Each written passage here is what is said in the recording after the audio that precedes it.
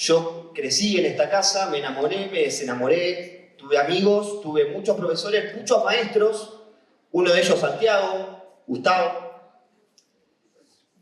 Tendría que haber estudiado más, pero estudié lo que pude, me llevé esa espina, en algún momento voy a terminar la carrera acá, lo sé, pero en el medio de todo ese recorrido universitario, yo también estaba trabajando como muchos de nosotros, no es una excusa de nada. De hecho, tengo muchos compañeros que hacían el doble del esfuerzo que yo estaba haciendo en ese momento y se han recibido, pero yo no pude. No pude porque, bueno, simplemente porque no pude, pero en el medio traté de desempeñarme en el área que me interesaba, que era la comunicación. Yo en esta universidad, en sociales, lo que estaba estudiando era periodismo. Y me desempeñé en la comunicación en un área muy puntual de la Presidencia de la Nación, que es comunicación del interior. Es decir, entender cómo funcionan cada uno de los medios de nuestro país. Desde el norte al sur, este, oeste. Entender cuáles eran o cuáles son los motivos por el cual tenían el medio o por el cual hacían el periodismo, cómo era la relación con los gobiernos locales, provinciales y nacionales, cuál era la idiosincrasia de cada uno de esos lugares, cuáles eran sus dificultades. Estuve 11 años con distintos roles y distintas responsabilidades, 5 con Cristina, 4 con Macri, 1 año y medio con Alberto, hasta que me fui. Y me fui con esta idea de que la pregunta que yo siempre tenía para esos medios grandes, medianos y chicos, medios con muchos recursos y medios con pocos recursos, medios en donde el periodista, el administrativo, el diseñador era una sola persona y medios donde por ahí trabajaban 400 o 500 personas. La pregunta que yo siempre le hacía a cada uno de ellos era ¿a quién le hablas? Y si bien algunos tenían respuesta, muchos no. Cuando me fui de ese primer trabajo que tuve, de esos 11 años, me propuse escribir en un Google Drive un proyecto que le hablara a alguien. No tenía bien en claro si lo iba a poder hacer o no. De hecho, era más probable que no lo haga que lo haga, porque no tenía los fondos suficientes, ni la estructura, ni el equipo. Era simplemente yo, con un Google Drive, escribiendo un proyecto comunicacional, pensando puntualmente a quién le iba a hablar. Voy a hacer un breve paréntesis. ¿A quién yo pensé que le iba a hablar en ese momento? Bueno, yo pensé que le iba a hablar a Twitter. Había un fenómeno post-pandémico de stream, es decir, un híbrido entre los medios tradicionales y los streamers, que era el USU, que tenía y tiene mucho éxito, que le habla a muchas redes sociales, pero yo creía que a Twitter no le hablaba, ¿no?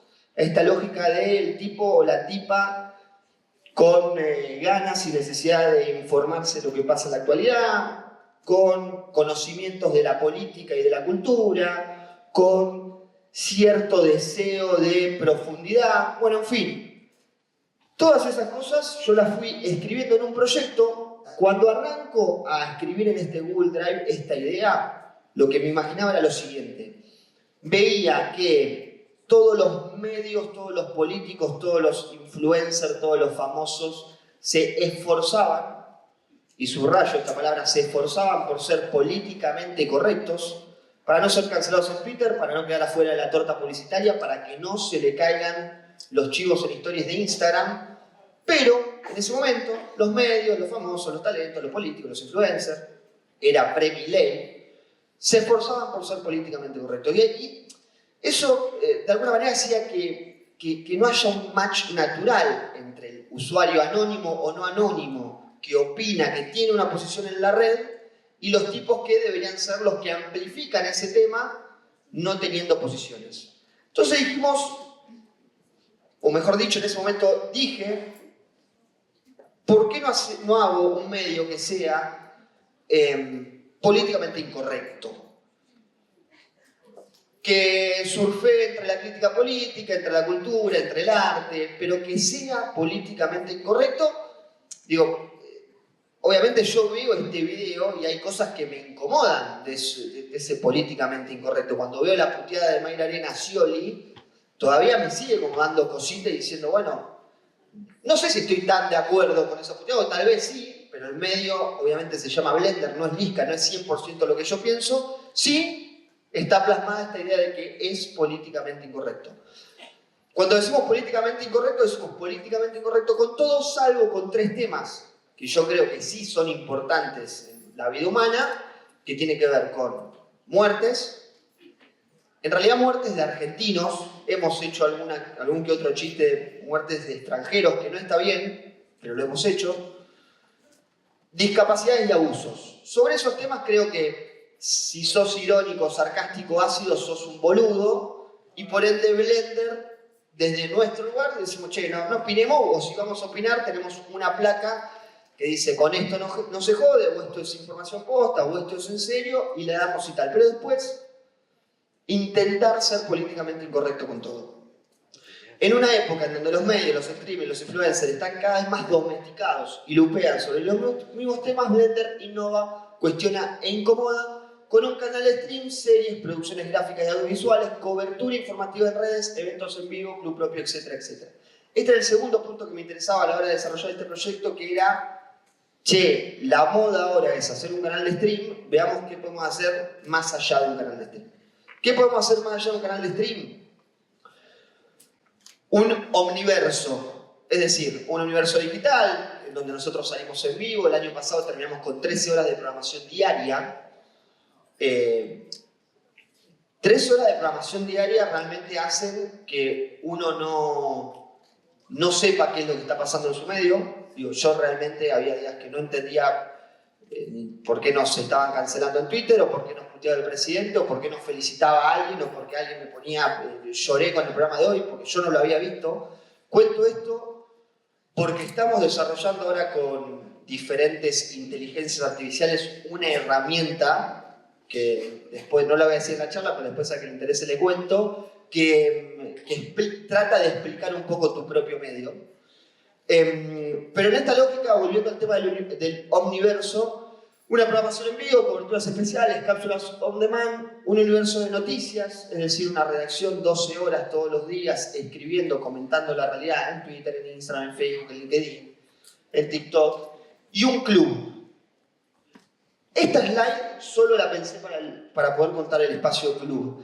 El espacio club es tal vez lo más disruptivo que hemos tenido. Obviamente no inventamos los clubes, son una ocurrencia de otra persona, pero en esta época donde estamos todos tan locos con los números de TikTok, de YouTube, miles de personas, cuántos likes, me viralicé, no me viralicé, pareciera poco importante esta lógica de juntarnos 50 personas en un mismo lugar y ponernos a charlar, debatir, pensar, tomar una cerveza, ver un DJ. Eso en principio había sido una gran pelea que había tenido con mis socios.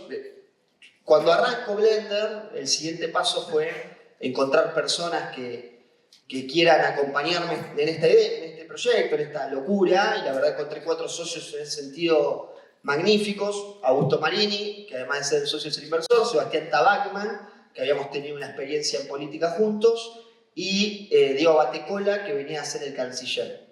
Siempre me gusta nombrarlos porque últimamente soy yo el vocero que suele participar mucho de este tipo de charlas, y por ahí se pueden sentir ofendidos si los dejo afuera. En ese sentido, a mí me parecía muy interesante esto de pensar más allá de un canal de stream. Tratar de entender que la programación en vivo iba a ser importante, entre paréntesis, aunque iba a empezar a cansar. 2 cosas quiero decir sobre esto. Lo interesante que tenía el stream, que era una lógica de famosos con el ego un poco menor que el que veíamos en la tele, y métricas claras, es decir, así arrancó el stream, con esta idea de no hay un contrato de exclusividad, puede ser de cualquier canal, somos todos amigos, y métricas claras, no está la oscuridad del golpe, sino que tenemos en YouTube el número exacto de cuánta gente te está viendo. Bueno, esas 2 cosas, que era lo increíblemente disruptivo, más allá del chat y la interacción, ya se perdió. Ya no estamos hablando más de estas personas con el ego domesticado, sino que ahora estamos viendo estas luchas interminables de no podés ir a este canal, vos te pasaste de un canal al otro cual River Boca. Bueno, nada, un desastre. Y después esta lógica de métricas claras también, porque ahora estamos viendo el uso de bots en algunos canales, pero peor aún del uso de bots, que el uso de bots es una lástima porque arruinan el mercado y la industria, pero cada uno sabe lo que hace. Lo peor del uso de bots es la charla intraprograma sobre vos estás usando bots, vos estás usando bots. Una charla que seguramente nos hace recordar en esta lógica de lo que pasaba con los ratings, pero es una charla que casi meramente administrativa, ¿no? Es como estar diciendo, no, mira, yo filmo con estas cámaras y vos filmás con esas cámaras, o no, mira, mi Excel de producción es así, tu Excel de producción es así. Y creo que ahí el stream tiene un gran desafío porque cuando los streams hablan de problemas que solo les interesan a los que están haciendo streams, el público empieza a hablar de otra cosa. Más allá de que por ahí algún sobreinformado y fanático del USU se ponga contento porque el USU le ganó a Olga o viceversa, no ocurre con la audiencia normal de ninguno de estos proyectos, entonces creo que se están pasando de mambo, estoy totalmente en contra de ese tipo de charlas y discusiones. Vuelvo al tema del canal de stream, nosotros también nos habíamos esforzado en esta idea de, che, no hagamos un canal solamente de stream por dos razones. Primero, las plataformas se están mirando al contenido on demand, no tanto en vivo. YouTube hoy está pagando más y funciona mejor el contenido, mejor producido, mejor editado, mejor filmado. Y en Argentina todos los canales de stream estaban locos por hacer 2-3 horas de programación diaria.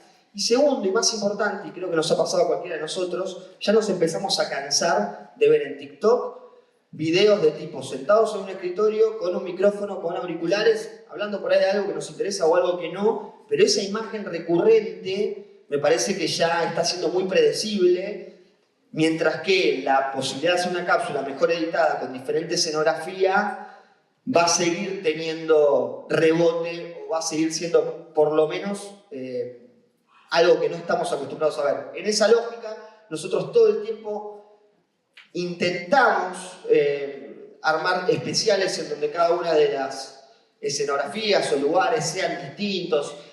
Nosotros tenemos una idea general de todo el día estar incitando a nuestros talentos de que se levanten y que no estén sentados en una mesa y que traten de jugar para poder dar de alguna manera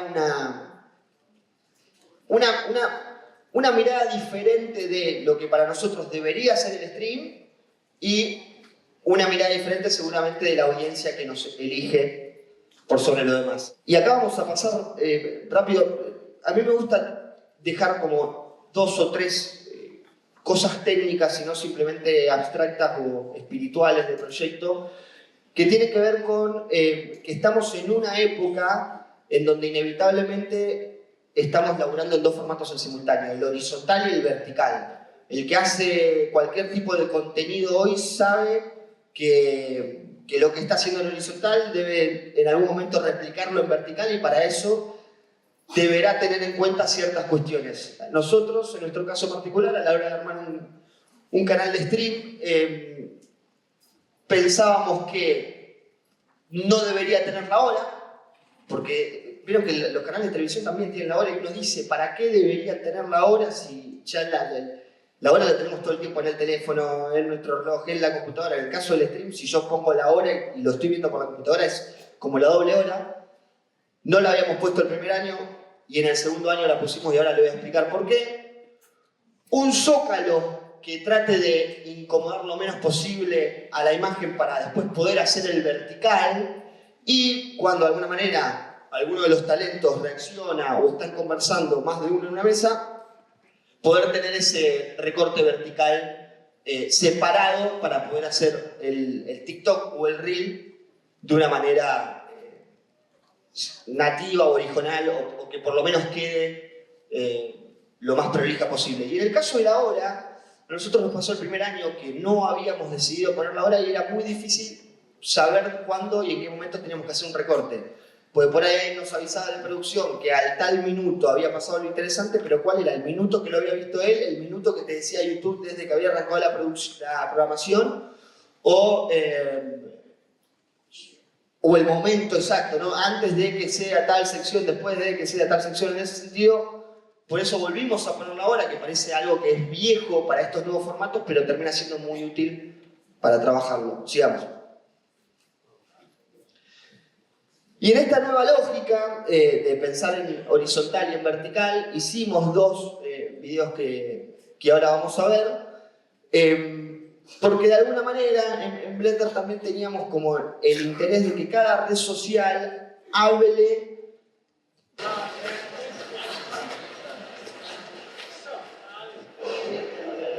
Traje una flor para que fumemos. Hola. Me encantaría.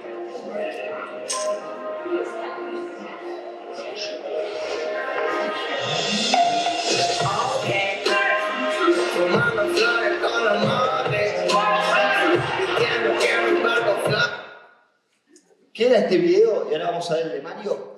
Los canales de televisión que hoy están, o los radios... Dámelo. Sí que te armaste un canalcito de streaming. Sí, Mario, esto es Blender. ¿Esto es Blender? No. Me falta mucho, pichón. Mucho. Cómo lo odio, pero caray, cómo lo respeto.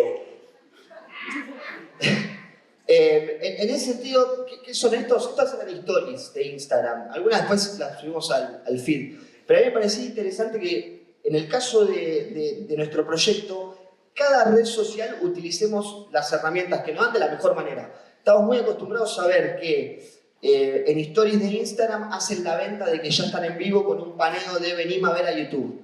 Eso tiene dos problemas. El primero, que cuando vos desde una historia de Instagram le das el link de otra red social, esa historia va a tener menos alcance, porque si algo no quiere Instagram es que vos te vayas a otra red social, sino que te quedes la mayor parte del tiempo en Instagram para después chufarte la publicidad de turno. Y por otro lado, yo que soy usuario, por ejemplo, y sigo a Blender, me parecía muy descortés que banco tu proyecto, te sigo, me gustan tus contenidos y me estés vendiendo una historia. Por otro lado, me parecía que por más que significaba un esfuerzo mayor, que era más interesante tratar de, con un video, mostrarte algún contenido, entre comillas, divertido o que se resuelve ahí mismo y que puedes likear o compartir a alguien, y a la vez te estoy diciendo, che, mirá hoy Blender que está la mote o que vino la mote. En ese sentido, yo creo que estamos en una era crucial en la comunicación y en el periodismo, porque cada uno de nosotros pensamos o interpretamos que sabemos usar las redes sociales de manera profesional porque las usamos para nosotros mismos, pero, viste, hay que leer, por ejemplo, qué pasa con los términos y condiciones, hay que intentar de alguna manera profundizar cómo debería ser utilizar una herramienta de estas características para una organización, o en este caso para un medio. Y nosotros en eso siempre hemos sido muy obsesivos. Tal es así que, por ejemplo, somos el único canal de stream que no sale en Twitch, o en Kik, o ninguna de esas plataformas. ¿Por qué? Porque creíamos que íbamos a ser unos bandidos en una plataforma que no estaba pensada para nosotros. ¿Qué busca Twitch, Kik, Playback? O mejor dicho, ¿qué busca la gente que está en esas plataformas? No sé qué busca la plataforma, pero sí sé qué busca la gente que está en esas plataformas. Ver al talento o al famoso que les gusta en la intimidad de su hogar. No quieren que venga un medio con una escenografía, que no esté hablando el chat. Entonces, en ese sentido, el respeto es las 3 R, ¿no? El respeto a tu idea, el respeto a tu audiencia, el respeto a la red social, creo yo que te va a traer buenos resultados y mejor alcance en cada una de esas redes sociales. Acá traje algunas cosas para charlar, vayamos un toque para atrás sobre ser CM sin ser CMs. La gente quiere hablar con gente y no que venga un CM a tirar el speech de turno. En ese sentido, nosotros, por ejemplo, cuando tuiteamos como si fuésemos un tuitero. Nosotros siempre decimos, juguemos a Twitter, conversamos con los que nos siguen, nos metemos en otras conversaciones, no somos todo el tiempo el eje central de la comunicación. En el caso de Portenion era una lógica de que mucho de lo que trabajamos, o casi todo lo que trabajamos en Blender, nacimos en Gran Buenos Aires o en la ciudad de Buenos Aires y no queríamos tener una posición impostada de hacer un medio federal por el simple hecho de que quedaba bien decir que eso es un medio federal, entonces contamos desde una mirada entre humorístico y sarcástico porteña una situación, por ejemplo, de Santa Fe. No necesariamente porque no nos resulta interesante lo que pasa en Santa Fe, yo les conté cuál fue mi formación, tiene que ver más con el interior que lo que pasa en la ciudad de Buenos Aires, pero sí me parece poco honesta esa mirada del medio que está en la capital y cubre la información del país. Sigamos. En ese sentido también, pensando cómo estar alineado con cada una de las herramientas, este había sido un programa solo pensado para Twitter, para el space de Twitter, que ahora están viendo que se puede poner video.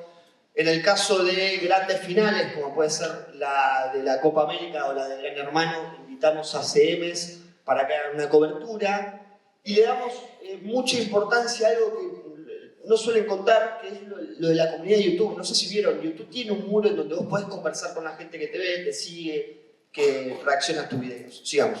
En esta lógica que yo les contaba cuando empezaba la charla, que me importan los números grandes, pero también me importan los números chicos, y esto de tener el mano a mano, que seamos 50 personas, o no sé cuántas, o 500, no sé cuántas hay acá, me resulta mucho más interesante de ser 10.000 viernes online. Esto que hacemos nosotros, que se llama certificado del mejor comentario, es que cualquiera que tenga un buen comentario en algún de nuestros posteos, nosotros por privado, sin que se entere nadie, le hacemos llegar un certificado del mejor comentario, en donde eso te da puntos, y esos puntos después, bueno, los podés canjear por algunos premios. Más allá del chiste, es importante que la gente que sigue tu idea, que puede ser 1, 5 o 10 personas, se sientan que son leídos. Y esto era una forma de decírselo. Nosotros queríamos personificarlo y entender si era un hombre, si era una mujer, cuántos años tenía, qué música le gustaba, qué equipo de fútbol era hincha. Y eso muchas veces nos da respuesta de qué temas tenemos que tocar, cómo tenemos que tocarlos, qué temas tenemos que no tocar.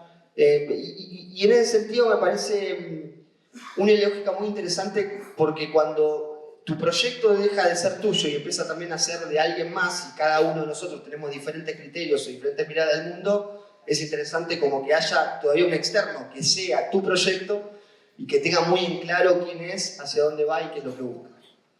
Siempre es mejor hacer una referencia que no hacerla, por más nicho que sea, así se fideliza a la audiencia. Esa es otra de las cosas que nosotros le prestamos mucha atención. Creo que por nuestra formación estamos muy acostumbrados a los medios generalistas o a tratar de hablar un poco de todo. Creo que lo más interesante en este tiempo es todo lo contrario, transformarnos en personas súper mega de nicho, que saben muy bien de lo que hablan, pero que no buscan tratar de hablarle a todo el mundo. En ese sentido, muchas veces nosotros hacemos chistes que sabemos que por ahí van a interpelar a 2, 3, 5, 10 personas, pero son los que más nos interesan y buscamos hacer. Así todo, hay que entender que a veces cuando sos una persona podés contar ciertos chistes, y cuando sos un medio, ya seas Blender o Plusbel, cuando te subís a cierto meme o a cierta dinámica de internet, vas a quedar medio como un boludo o vas a quedar medio forzado. Hay que entenderlo y saber cuándo jugar o no jugar con eso. Y los límites del humor, que es algo que siempre sucede y de las cuales una vez por semana nos cancelan por algún chiste que hemos hecho, nosotros creemos que no hay mucha solución posible. Siempre corres el riesgo de hacer una vez más. Hay que tener límites propios, no los impuestos. No forzar lo que no se sabe y saber esperar. ¿Hay algo más?